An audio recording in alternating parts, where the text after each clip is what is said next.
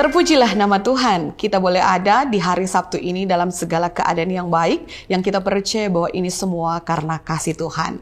Mari kita merenungkan firman-Nya, marilah berdoa.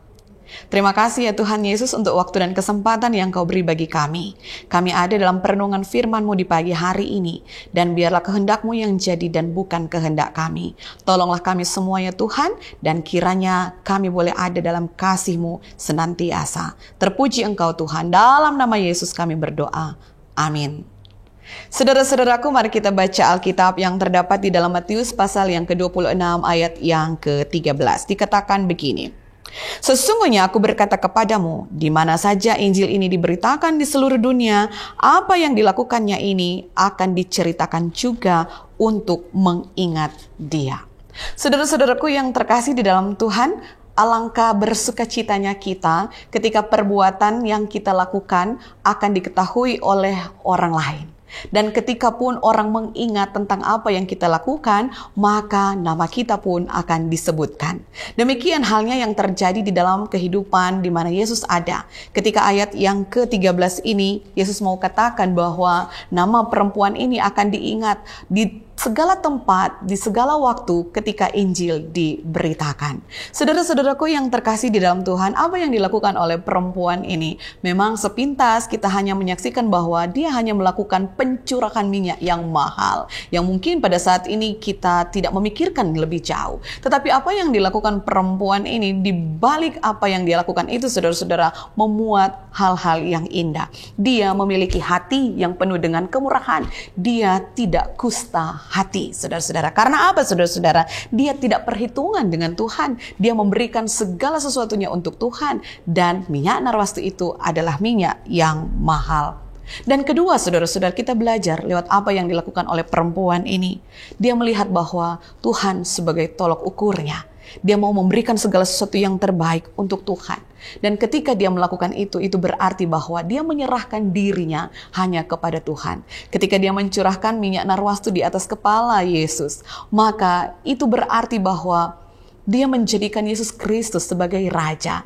Di dalam kehidupan perjanjian lama, ketika ada seseorang yang dicurahi dengan minyak, yang dilimpahi dengan minyak, maka itu berarti dia dinobatkan sebagai raja.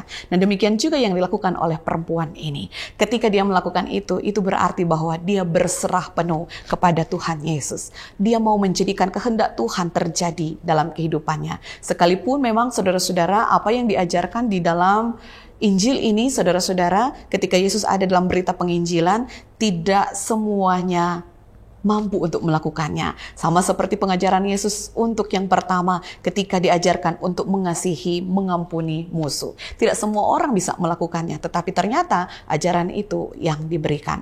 Hal yang kedua juga kita mengingat bagaimana Tuhan Yesus mengajarkan tentang hal kekhawatiran. Ada orang-orang tertentu, bahkan mungkin kita sendiri, yang mengalami kekhawatiran di hari ini. Mari kita bercermin lewat firman Tuhan ini. Ketika kita menjadikan Yesus sebagai Raja dalam kehidupan kita, maka itu berarti apa yang menjadi kehendaknya harus kita lakukan.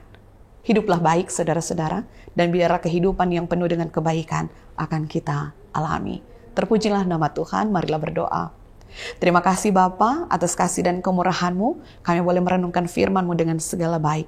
Tangan kasih Tuhan kiranya yang menuntun kami. Tangan kasih Tuhan juga kiranya yang menuntun kami. Terpuji Engkau selalu. Jadilah kehendak-Mu dalam kehidupan kami dan bukan kehendak kami. Kami berserah penuh kepadamu dalam kesetiaan. Dengan penuh kerendahan hati kami berseru setia hanya kepadamu Tuhan. Dalam nama Yesus Kristus kami berdoa. Amin. Saya mau ikut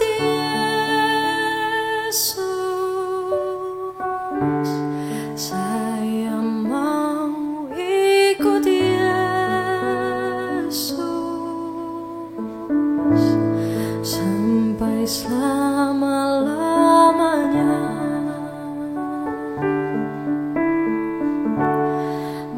Meskipun saya sudah